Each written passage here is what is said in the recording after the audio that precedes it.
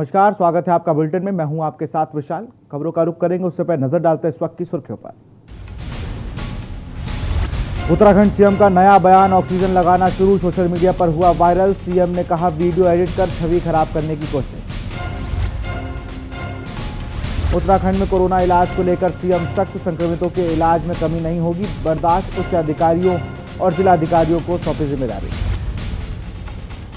उत्तराखंड के पूर्व मुख्यमंत्री हरीश रावत का बड़ा बयान, कुंभ व अन्य मेलों से भी गांव में फैला कोरोना। कुंभ में ड्यूटी करने वाले पीआरडी जवानों के लौटने से फैला है संक्रमण। कोरोना इलाज में आयुष 64 देने वाला है, पहला राज्य बना उत्तराखंड। संक्रमितों के उपचार में दी जाएगी आयुष 64 कोरोना रोगियों को निःशुल्क उपलब्ध कराई जाएगी योजना। उत्तराखंड में कोरोना से पहाड़ पर दोहरी मार, चार धाम यात्रा और पर्यटन कारोबार तब बड़ा कोरोना का वार। उत्तराखंड में ब्लैक फंगस का कहर, 2 और मरीज में ब्लैक फंगस की पुष्टि, लोगों में डर का माहौल। आप देख रहे हैं के न्यूज, खबरों का सारथी। खबर देहरादून से है, जहां संत निरंकारी मंडल देहरादून की ओर से 50 ऑक्सीजन कंसंट्रेटर्स मुख्यमंत्री तीरथ सिंह रावत को भेंट किए गए। इनमें से 20 ऑक्सीजन कंसंट्रेटर गढ़ी कैंट बोर्ड की ओर से संचालित हॉस्पिटल व अन्य पर्वतीय जिलों में अस्पतालों को भेजे जाएंगे। बीजापुर सेफ हाउस में आयोजित कार्यक्रम में संत निरंकारी मंडल के मसूरी जोनल इंचार्ज हरभजन सिंह व हेमराज ने मुख्यमंत्री तीरथ सिंह रावत को ऑक्सीजन कंसंट्रेटर भेंट किए हैं। इस अवसर पर कैबिनेट मंत्री गणेश जोशी भी उपस्थित रहे। मुख्यमंत्री तीरथ सिंह रावत ने कहा कि प्रदेश में अस्पतालों पर्याप्त ऑक्सीजन व अन्य संसाधन उपलब्ध हैं। उन्होंने कहा कि पिछले कुछ दिनों में शहरी क्षेत्रों में कोरोना संक्रमण की गति कुछ धीमी हुई, पर्वतीय जिलों में कोरोना की रफ्तार को रोकने के लिए इंतजाम किए जा रहे हैं। उन्होंने कहा है कि गांव स्तर पर ग्राम समिति बनाई गई है। जिला अधिकारियों को निर्देशित किया गया है कि ग्रामीण क्षेत्रों में नियमित मॉनिटरिंग की जाए। तीरथ ने बताया कि सरकार का जोर ज़्यादा से ज़्यादा टेस्टिंग कराने पर।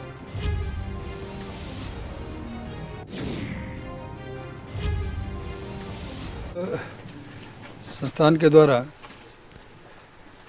अभी जो इन्होंने सुपुर्द किया चमोली जिला और उत्तरकाशी जिले के लिए ऐसे 50 ऑक्सीजन कंसंट्रेटर और ऐसे 60 ऑक्सीजन सिलेंडर ये आए हैं। अभी 2-3 दिन के बाद फिर इतना ही और आएगा, लगभग 500 की संख्या इनकी है।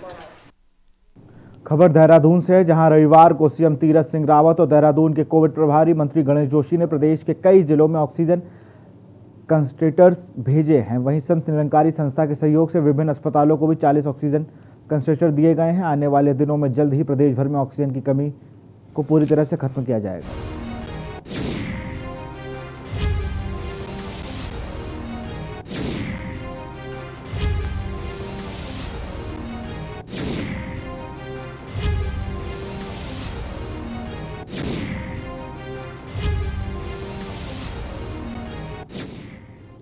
उत्तराखंड राज्य में दिन प्रतिदिन बढ़ रहे संक्रमण के मामले ने सरकार की चिंता को बढ़ा दिया है। चिंता इस बात की है कि किस तरह से राज्य सरकार प्रदेश में ऑक्सीजन की आपूर्ति कर सके। इसके लिए विधायक से लेकर मंत्री तक सभी अपने संबंधों का इस्तेमाल कर अन्य राज्यों से ऑक्सीजन सिलेंडर मांगने की जुगत में जुटे हुए हैं। इसी कड़ी में कैबिनेट मंत्री हरक सिंह रावत ने भाजपा से रायपुर विधायक उमेश शर्मा काऊ के सहयोग से 500 ऑक्सीजन सिलेंडर गुजरात से मंगा रहे हैं, जिससे 250 सिलेंडर रविवार को देहरादून पहुंच गए हैं। बाकी 250 सिलेंडर अगले 1-2 दिन में देहरादून पहुंचने की उम्मीद है।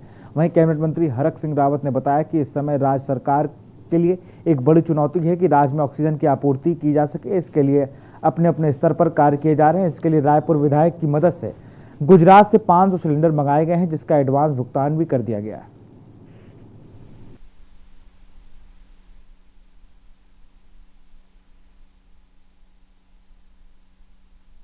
संभव है इस महामारी से निजात दिलाना, प्रदेश की जनता को बचाना। जब हम जिससे जो एफर्ट्स हो सकते हैं, जिससे जो प्रयास हो सकता है, वो प्रयास करें। इसी तारतम्य में पिछले दिनों काऊ भाई उमेश शर्मा जी जो विधायक रायपुर ने 200 सिलेंडर मंगाए थे, तो मैंने इनसे कहा कि भाई उन लोगों को मुझे भी अपना एड्रेस दो, और हमने लगातार कोशिश की और 500 सिलेंडर हमने उन लोगों से, जिसमें मल्होत्रा है, राजीव और अनिल बजाज है, अपने मुंबई के साथियों से नुकुल मल्होत्रा, उनसे हमने बातचीत की और उनको पैसा ट्रांसफर किया और आज 250 सिलेंडर का हमारा पहला ट्रक पिछले 3 दिन पहले गुजरात से चला था और आज कल रात को देहरादून पहुंचा है।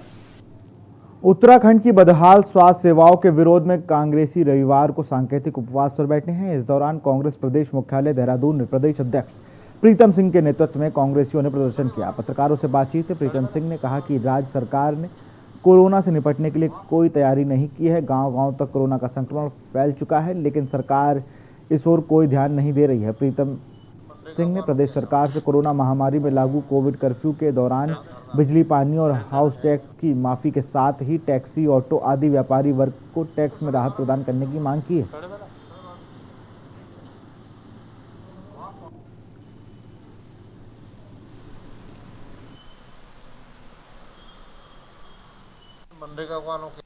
प्रदेश के अंदर जो स्वास्थ्य सेवाएं हैं, सरकार उसको मजबूत करने का काम करे। इसके साथ साथ पर्यटन से जुड़े हुए जो लोग हैं, चाहे टैक्सी मैक्सी का मैं जिक्र करूं, चाहे रिवर राफ्टिंग का जिक्र करूं, या होटलियर्स का मैं जिक्र करूं, या छोटे व्यापारी जो आज असहाय हैं। एक तो चारधाम यात्रा भी नहीं चल रही है और ऊपर से कोरोना की महामारी है। उत्तरकाशी जिले की ऑक्सीजन के लिए राहत की खबर है। जिला कलेक्टर मयूर दीक्षित ने बताया कि रविवार को विभिन्न स्रोतों से 35 ऑक्सीजन कंसंट्रेटर प्राप्त किए गए हैं, जिन्हें जिले के सभी सीएचसी को उपलब्ध कराया गया है ताकि जरूरत पड़ने पर मरीजों को तत्काल ऑक्सीजन देकर राहत मिल सके। डीएम ने यह भी कहा है कि जिले में ऑक्सीजन की क्षमता बढ़ गई है। डीएम ने विभिन्न स्रोतों से प्राप्त ऑक्सीजन कंसंट्रेटर के लिए शुक्रिया भी अदा किया।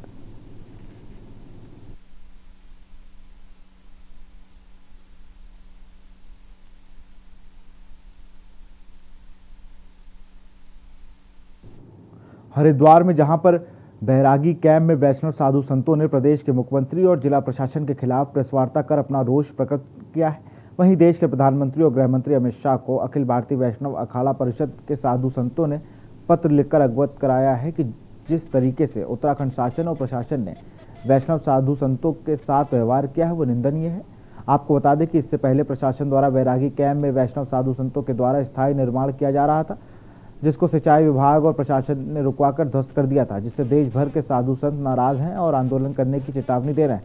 वहीं अखिल भारतीय वैष्णव अखाड़ा परिषद के महासचिव महंत राजेंद्र दास ने कहा है कि मैं मीडिया के माध्यम से कहना चाहता हूं कि बैरागी कैंप क्षेत्र में हमेशा बैरागी साधु संतों का रहा था और हमेशा रहेगा। उत्तराखंड का शासन व प्रशासन इस बैरागी क्षेत्र को मिटाना चाहता है।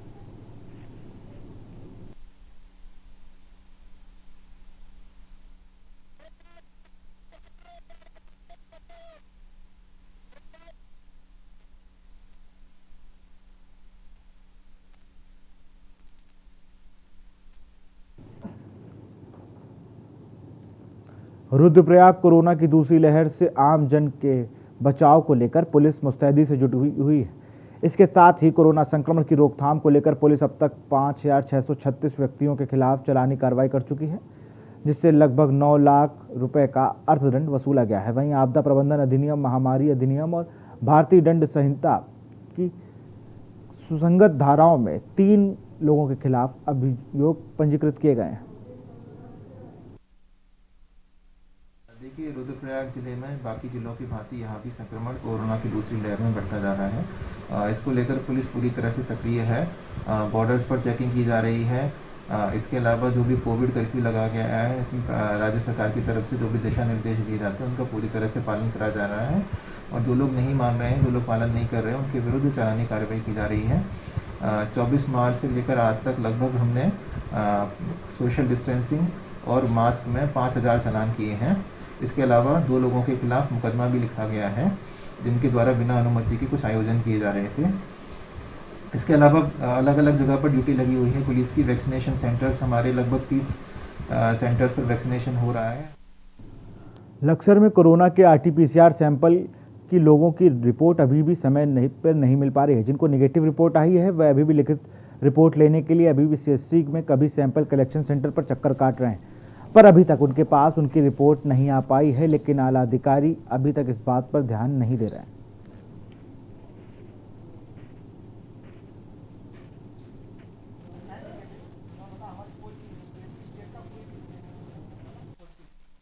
ये शादी ऐसा है कि 4 तरीक को हमने बच्चे का कोरोना टेस्ट करवाया था, उसकी रिपोर्ट हमें चाहिए ही। जो रामदेव फैक्ट्री में वो नौकरी करता है, अब तक 15-20 दिन 4 तरीक से लेकर अभी तक रिपोर्ट नहीं मिल रही, लिखती रूप में नहीं दे रही। क्या कह रहे हैं स्वास्थ्य विभाग वाले? ये लिख कर नहीं दे रहा अभी तक। कुछ पता नहीं चल रहा है इसमें। मैंने 10 तारीख में सैंपल कराया था नए वाले हॉस्पिटल में, उन्होंने फिर उसके बाद बोला कि वहाँ पे मिलेगी ब्लॉक में, पुराने वाले में। मैं यहाँ पे आया, उन्होंने कहा हम यहाँ पे सैंपल लेते हैं। उसके बाद फिर मुझे दोबारा वहाँ पे भेज दिया। फिर उन्होंने बोला था कि कल मिल जाएगी, परसों मिल जाएगी, लेकिन परसों के बाद फिर मैं आज आया हूँ। कल ईद थी, इस वजह से मैं ईद नहीं आ पाया।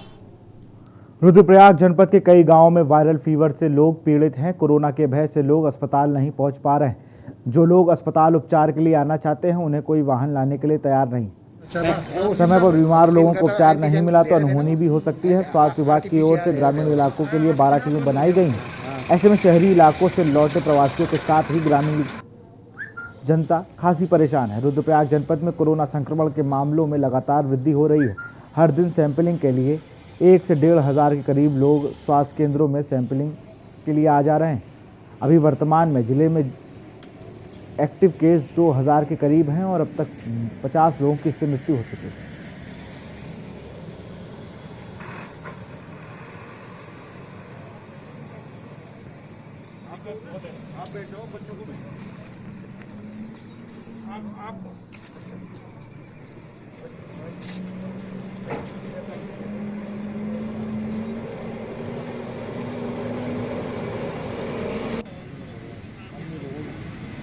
हमारी जो सैम्पलिंग टीम्स हैं वो सैम्पलिंग के लिए, बल्क में सैम्पलिंग के लिए और दवाई डिस्ट्रीब्यूशन करने के लिए अलग अलग ग्रामीण क्षेत्रों में जा रही हैं।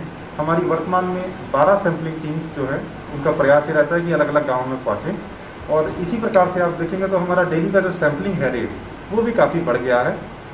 इसमें क्योंकि पहाड़ी क्षेत्र में ज्योग्राफी की वजह से एक साथ में कई सारे गाँव टेकअप नहीं किए जा सकते। एक गाँव में जाके दूसरे गाँव में जाना वो संभव नहीं हो पाता है, तो इसलिए उनका एक रोस्टर बना लिया गया है जिसके माध्यम से टीमें भिजवाई जा रही हैं। तो काफ़ी सारे गाँवों में जहाँ पे ऐसा उनको अभी शिकायत है कि हमारे यहाँ नहीं पहुँच रही हैं, तो ये अगले 1 या 2 दिनों में उनके यहाँ भी टीम्स पहुँच जाएंगी, जैसा कि रोस्टर में निर्धारित किया गया है। दुख के साथ कहना पड़ रहा है कि हमारा शासन और प्रशासन और स्वास्थ्य विभाग इस चीज़ पे ज़्यादा भी रुचि नहीं ले रही है कि हमारे गाँव के गाँव बीमार पड़े हुए हैं। बाज़ारों की स्थिति तो बहुत ज़्यादा ख़राब हो चुकी है, लेकिन गाँव में भी ये बीमारियां बहुत ज़्यादा फैल चुके हैं। गांव के लोग अंदर ही अंदर बीमार हो रखे हैं और कई लोग ऐसे केसेज आ रहे हैं कि तुरंत सीधा उनकी डेथ की सुनाई दे रही है। बड़ा दुख होता है शासन को और प्रशासन को, यहाँ तक स्वास्थ्य विभाग को भी और सरकार को भी इस बारे में सोचना पड़ेगा। ये अभी ऐसा है कि अभी जो हमारे बाहर से जो भी लोग आ रहे हैं, तो अगर वो अपनी नेगेटिव रिपोर्ट लेके आ रहे हैं तब तो ठीक है। जो नेगेटिव रिपोर्ट नहीं ला रहे हैं उनका हम यहाँ पे टेस्ट करते हैं। अभी हमारा एंटीजन रैपिड टेस्ट हो रहा है, उसकी रिपोर्ट भी साथ आ जा रही है हमारी जी। अभी आज सुबह 8 बजे से और 1 बजे तक हमारे 63 लोगों के यहाँ पे सैंपल लिए गए। 63 में 4 लोग हमारे पॉजिटिव आए। खबर लक्सर से है, जहां कोविड-19 की एसओपी के अनुसार खाद्य सुरक्षा विभाग की देखरेख में लक्सर में भी उपभोक्ता प्रति माह मिलने वाले राशन के साथ ही 5 किलोग्राम मुफ्त राशन भी वितरित किया गया है। सबसे खास बात यह है कि इस बार पहले से दुगना राशन उपभोक्ताओं को मुहैया कराया जा रहा है। खानपुर के 88 राशन की दुकानों पर सरकारी एसओपी के मुताबिक सवेरे 7 बजे से राशन का वितरण काम शुरू हो गया है, जो 10 बजे तक चलता रहा। लक्सर खाद्य सुरक्षा अधिकारी दिनेश शर्मा ने लक्सर और सुल्तानपुर के कई राशन कार्ड की दुकानों का निरीक्षण किया। इस दौरान उन्होंने राशन डीलरों द्वारा बनाई राशन वितरण व्यवस्था, खासतौर पर सोशल डिस्टेंसिंग और मास्क के प्रयोग पर सैनिटाइजेशन आदि व्यवस्थाओं को चेक किया।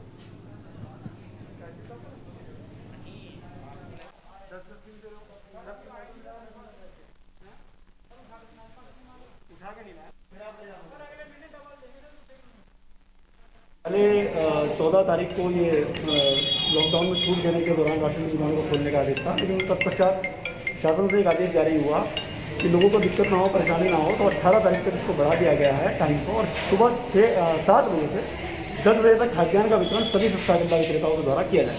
और साथ ही मैं ये भी बताना चाहूँगा कि इसमें फ्री का PMGKY अंत्योदय योजना, प्रधानमंत्री ग्राम खाद्यान्न योजना के अंतर्गत इनको फ्री खाद्यान्न भी उपलब्ध किया जा रहा है, जिसके मानक में सफ़ेद कार्ड से प्रति यूनिट 5 किलो खाद्यान्न है और जो गुलाबी कार्ड है उस पर भी फ्री खाद्यान्न मिलता है। खबर सितारगंज से है, जहां एक तरफ पूरा देश कोरोना महामारी से जूझ रहा है, वहीं गुरुद्वारा सिंह साहब में लगे निःशुल्क शिविर के द्वारा निःशुल्क दवाइयों का वितरण किया जा रहा है। इससे अछूता नहीं रहा है कि उसके मद्देनजर आज गुरुद्वारा सिंह सभा सितारगंज में सिख सेवक जत्था कमेटी के द्वारा निःशुल्क शिविर लगाया गया, जिसमें दर्जनों नागरिकों ने पहुंचकर लाभ उठाया। गुरुद्वारा सिंह साहब में लगे निःशुल्क शिविर में द्वारा निःशुल्क दवाइयों का वितरण किया जा रहा है, जिसमें सैनिटाइजर, मास्क, पैरासीटामोल की गोलियां, विटामिन सी की गोलियां किट के रूप में जरूरतमंद लोगों को दी जा रही है।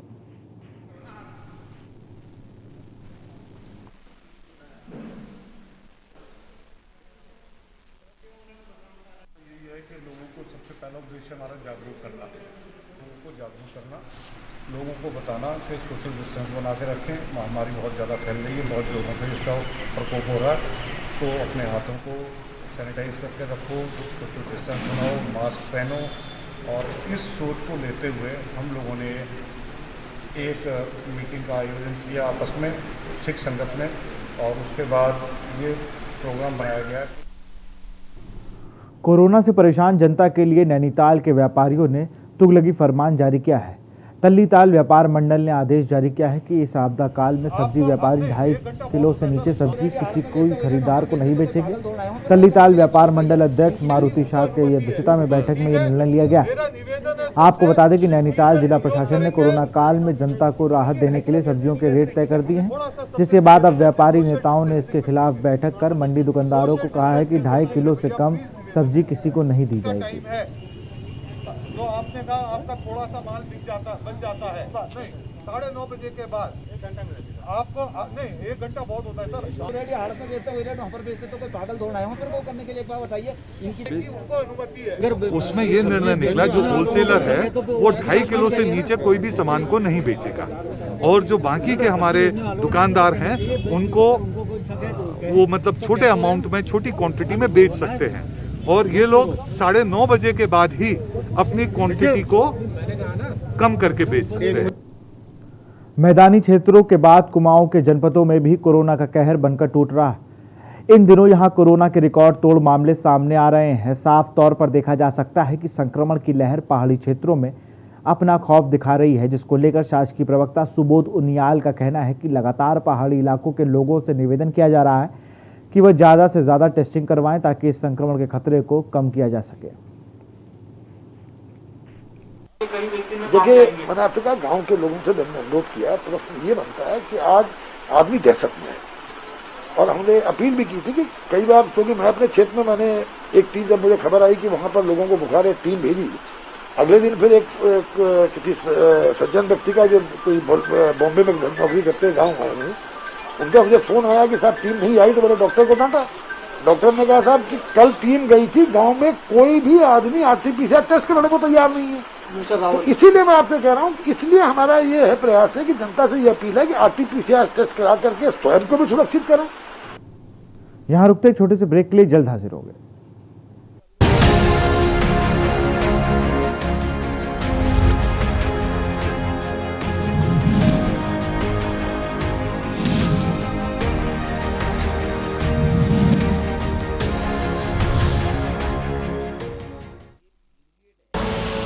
आप देख रहे हैं के न्यूज, खबरों का सारथी।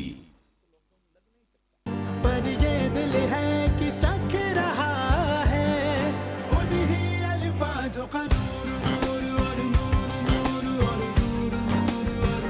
दूर कितना भी जाओ, इस जुबान से दूर ना जा पाओगे।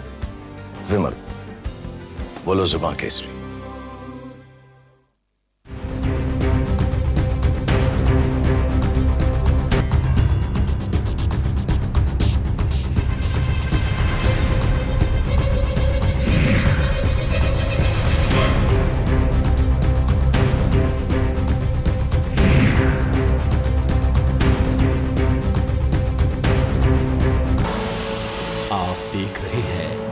के न्यूज, खबरों का सारथी।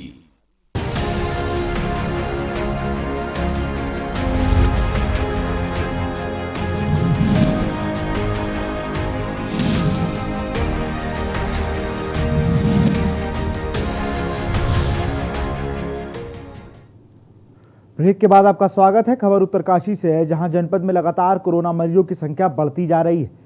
जनपद में 24 घंटे में 556 कोरोना मरीज सामने आए हैं, जिससे एक्टिव मरीजों की संख्या 2124 पहुंच गई है। तो 426 लोगों ने कोरोना को 24 घंटे में मात देकर भी ठीक हुए हैं। जिलाधिकारी मयूर दीक्षित ने जनपद के युवाओं के लिए अच्छी खबर दी है। 17 से 19 मई 17 सेशन साइट में कोविड टीकाकरण शुरू किया जा रहा है।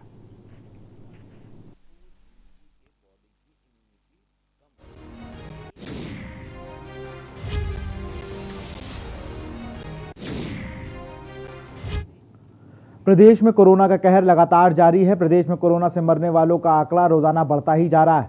अस्पतालों में लोगों को इलाज के लिए बेड उपलब्ध नहीं हो पा रहे हैं। इसी कोरोना काल में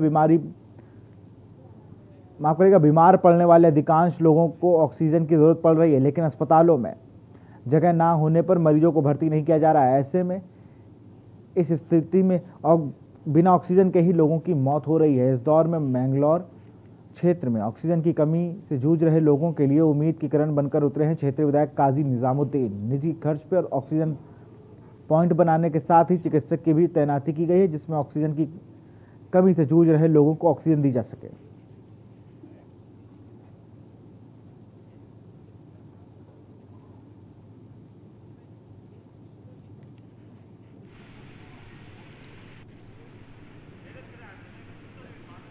कोरोना के मामले थमने का नाम नहीं ले रहे हैं। ऑक्सीजन के लिए हाहाकार मचा हुआ है।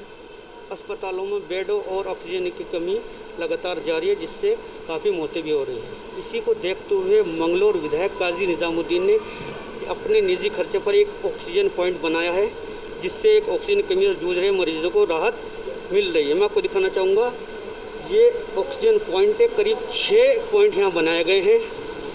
जिनको ऑक्सीजन की कमी है वहाँ पेशेंट यहाँ आ रहे हैं और 24 घंटे यहाँ ऑक्सीजन अवेलेबल है। मरीजों के साथ उनके कुछ परिजन, उनसे जानेंगे कि किस प्रकार की सुविधा मिल रही है। जी, क्या नाम आए हैं, कहाँ से आए हैं? जी, मोहित कुमार, गुरुकुल आश्रम से। क्यों आए हैं? जी, वाइफ की तबीयत खराब, सांस लेने में दिक्कत हो रही बहुत ज़्यादा। तो ऑक्सीजन मिल रही है? जी हाँ, अब बहुत हॉस्पिटल में भी बता गया, कहीं भी जगह नहीं मिली। अभी यहाँ पे पता लगा, डॉक्टर उस्मान ने बताया, उन्होंने यहाँ पे भेजा था, यहाँ पे आके एडमिट किया, काफ़ी सुधार तो देखो। एक और मरीज के परिजन हमारे साथ हैं। क्या नाम है आपका, कहाँ से आए हैं और किस लिए आए हैं? सर, मेरा नाम मोहम्मद यूसुफ है, मैं मंगलोर से हूँ। और यहाँ पर जो है ऑक्सीजन की सुविधा बहुत अच्छी काजी निजामुद्दीन विधायक साहब ने करा रखी है। काफ़ी मेरी मम्मी की तबीयत ख़राब हो रही थी, उन्हें सांस लेने में बहुत तकलीफ़ हो रही थी। तो मैं कई जगह रुड़की में, ऋषिकेश ट्राई किया मैंने, वहाँ पे ऑक्सीजन की बहुत कमी है। हॉस्पिटलों के अंदर बेड नहीं है सर, पर यहाँ पर बहुत अच्छी सुविधा है ऑक्सीजन की। काजी निजामुद्दीन विधायक साहब ने करा रखी है, काफ़ी अच्छा है। तो काजी निजामुद्दीन विधायक का ये प्रयास सराहनीय है। के न्यूज़ भी आपसे अपील करता है, कोरोना महामारी के इस दौर में मास्क का प्रयोग करें, सोशल डिस्टेंस का पालन करें और सरकार द्वारा बताए गए दिशा निर्देशों का पालन करें। के न्यूज़ के लिए मंगलौर में कोरोना के कहर लगातार बढ़ता ही जा रहा है। सरकार की नई गाइडलाइन के चलते प्रदेश में कोरोना कर्फ्यू लगा दिया गया है, जिससे कोरोना की चेन तोड़ी जा सके। केवल अति आवश्यक दुकानों को छोड़कर सभी बाजार बंद करने के आदेश दिए गए हैं। तो वो इस कोरोना कर्फ्यू में मंदी की मार झेल रहे सराफा व्यापारियों की मुश्किलें भी बढ़ गई हैं। पिछले लॉकडाउन में सराफा व्यापारियों का कारोबार पूरी तरह से ठप हो गया था। इस बार कोरोना कर्फ्यू के चलते भारी नुकसान से गुजरना पड़ा।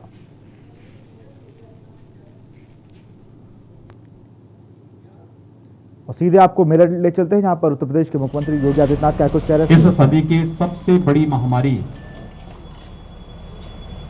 से पूरा देश और पूरी दुनिया जूझ रही है। भारत ने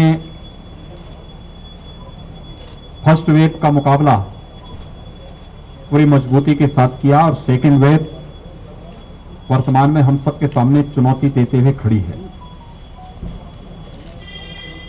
देश के अंदर सबसे बड़ी आबादी का राज्य होने के नाते उत्तर प्रदेश पूरी मजबूती से इस लड़ाई को लड़ रहा है। फर्स्ट वेव में आदरणीय प्रधानमंत्री जी ने कुछ मंत्र दिए थे कोरोना से लड़ने के लिए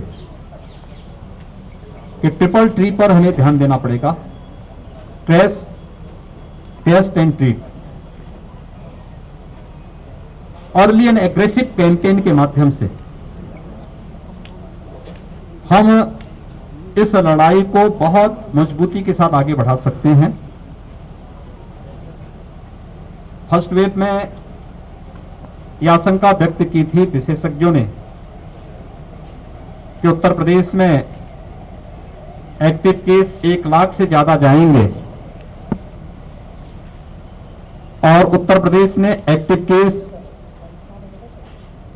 67,000 पर नियंत्रित गए थे और फर्स्ट वेव में जो यहां पर प्रतिदिन आने वाले जो मैक्सिमम केस थे वो 7,200 तक पहुंचे थे। सेकेंड वेव जब आई महाराष्ट्र के अंदर, दिल्ली के अंदर, जब पॉजिटिविटी बहुत ज्यादा बढ़ गई तो दुनिया के विशेषज्ञों ने, देश के भी विशेषज्ञों ने आशंका व्यक्त की कि महाराष्ट्र और दिल्ली की स्थिति थी, उत्तर प्रदेश तो आबादी का सबसे बड़ा राज्य है, इसकी क्या स्थिति होगी। और उन्होंने आशंका व्यक्त की थी कि 25 अप्रैल से लेकर के 10-15 मई के बीच में 1 लाख केस प्रतिदिन उत्तर प्रदेश में आएंगे।